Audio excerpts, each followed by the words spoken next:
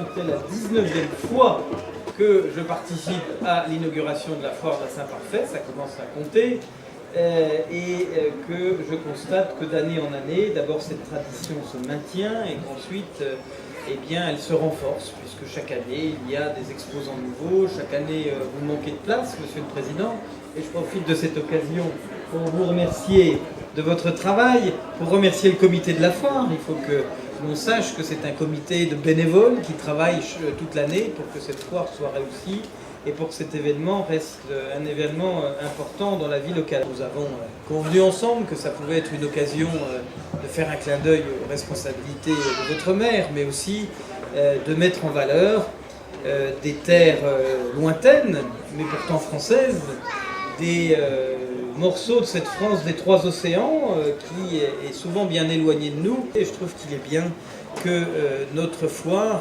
les 10 000, 15 000, 20 000, 30 000, 40 000 visiteurs, on ne sait pas, de la foire de la Saint-Parfait, eh bien découvrent aussi cette France lointaine et pourquoi pas, et envie d'en savoir plus et envie d'aller plus loin.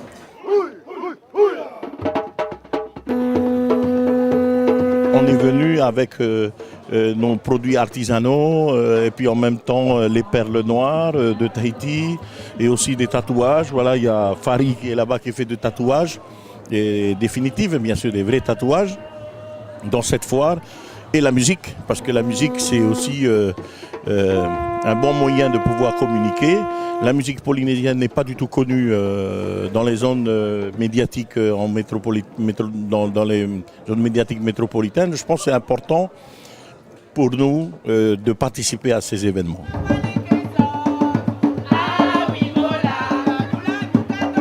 La Chambre de métier de Mayotte a amené une délégation de 6 artisans de Mayotte, avec moi-même qui suis un animateur économique de la Chambre de métier de Mayotte, pour pouvoir amener le savoir-faire, l'artisanat et les saveurs de Mayotte ici à Montreux.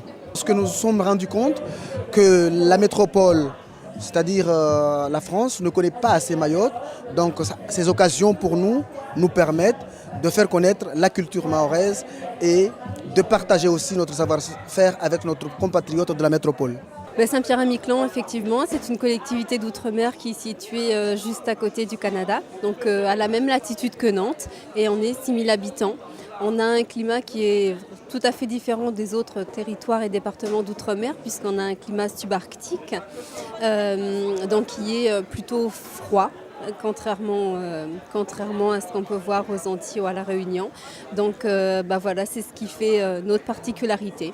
On a un attachement particulier à la France et c'est vrai qu'on a depuis 300-400 ans qu'on s'est installé sur Saint-Pierre-et-Miquelon, on a une culture qui s'est mélangée un petit peu avec celle du Canada et des États-Unis forcément, puisqu'on est juste à côté. Le fait d'être originaire de métropole, oui, on est typiquement français, on se sent français.